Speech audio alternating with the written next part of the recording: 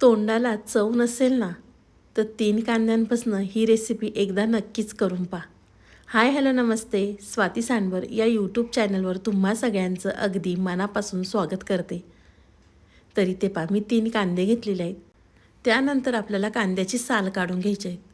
कांदा जर काळ्या बुरशीचा असेल तर कांदा आपल्याला या ठिकाणी स्वच्छ धुवून घ्यायचा आहे. तर इथे पाहू शकता तुम्ही, कांदा थोडासा काळा आहे, त्यामुळे इथे मी स्वच्छ धुवून घेणार आहे. आणि अशाच पद्धतीने इथे मी तिन्हीसुद्धा कांद्यांची साल काढून घेणार आहे. तर इथे पाहू शकता, तिन्हीसुद्धा कांद्यांची मी साल काढून घेतलेली आहे. त्यानंतर आपल्याला कांदा चिरून घ्यायचा आहे. तुम्ही म्हणताल की कांदा आम्हाला चिरता येतो, पण या ठिकाणी आपल्याला कांदा कसा चिरायचा आहे तो तुम्हाला मी या ठिकाणी दाखवणार आहे. तर कांदा आपल्याला चौकोनीमध्येच चिरायचा आहे, पण थोड्याशा मोठ्या मोठ्या आकारामध्ये या ठिकाणी आपल्याला कांदा चिरून घ्यायचा आहे. खूप जास्त बारीक चिरायचा नाही, अगदी व्हिडिओमध्ये दाखवते त्या पद्धतीने चिरून घ्या. कांदा आपल्याला थोडासा मोठा चिरला की खाताना कांदा थोडासा दाताखाली आला की अगदी खायलासुद्धा ही कांद्याची रेसिपी अगदी मस्त लागते. तर चला, अशाच पद्धतीने इथे मी तिन्हीसुद्धा कांदे चिरून घेतलेले आहे.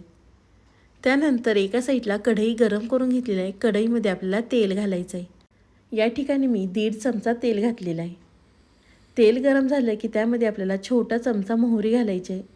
छोटा अर्धा चमचा आपल्याला जिरे घालायचे आहेत. जिरे आणि मोहरी दोन्हीसुद्धा तेलामध्ये छान आपल्याला व्यवस्थित तडतडून घ्यायचे आहे. जिरे आणि मोहरी तडतडल्यानंतर आपण जो कांदा चिरून घेतला होता तो कांदा घालायचा आहे आणि छान असा आपल्याला कांदा भाजून घ्यायचा आहे. खूप जास्तसुद्धा कांदा या ठिकाणी आपल्याला भाजायचा नाही, अगदी व्हिडिओमध्ये दाखवते त्या पद्धतीने भाजून घ्या. तोपर्यंत तुम्ही माझा व्हिडिओ इथपर्यंत पाहिलाच आहे आणि थोडा तरी व्हिडिओ आवडला असेल ना तर प्लीज आपल्या चॅनलला एक सबस्क्राईब नक्कीच करा. आज आपण 3 कांद्यांपासून चटपटीत अशी चटणी बनवणार आहोत.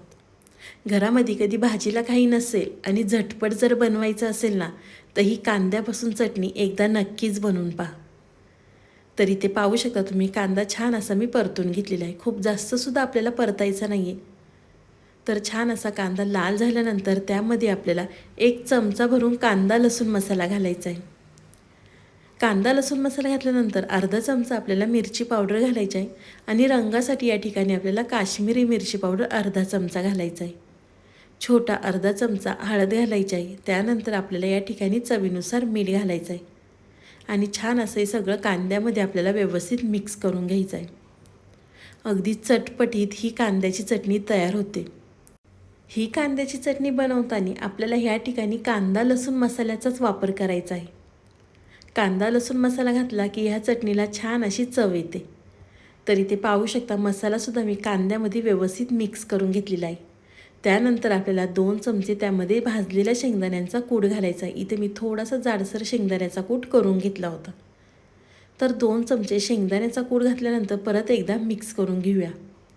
अगदी करायलासुद्धा अगदी झटपट होते, खूप जास्त वेळसुद्धा लागत नाही. कूट घातला, व्यवस्थित मिक्स केलं की त्यावरती आपल्याला भरपूर अशी कट केलेली कोथिंबीर घालायची आहे आणि मस्त परत एकदा मिक्स करून घ्यायचं आहे. तर चला, कांद्याची चटणी आपली तयार झालेली आहे. इथे मी एका प्लेटमध्ये काढून घेते. तुम्ही भाकरीसोबत किंवा चपातीसोबत किंवा कधी वरण भात केला त्यासोबत तोंडी लावायला सुद्धा खाऊ शकता किंवा तुम्ही ही चटणी प्रवासामध्ये सुद्धा नेऊ शकता. तर इथे पाहू शकता, चटणीला रंगसुद्धा खूप सुंदर आलेला आहे. तुम्हाला ही माझी आजची झटपट रेसिपी कशी वाटली ती मला नक्कीच कमेंट करून कळवा. व्हिडिओ आवडला तर व्हिडिओला लाईक, कमेंट, सबस्क्राईब करायला विसरू नका. तुम्ही माझा व्हिडिओ कोणत्या शहरातनं पाहता ते सुद्धा मला कमेंट करून नक्कीच कळवा. तर चला, जाता जाता व्हिडिओ शेअर करायला विसरू नका. तर चला, पुन्हा भेटूया असाच एक छानसा व्हिडिओ घेऊन. तोपर्यंत बाय.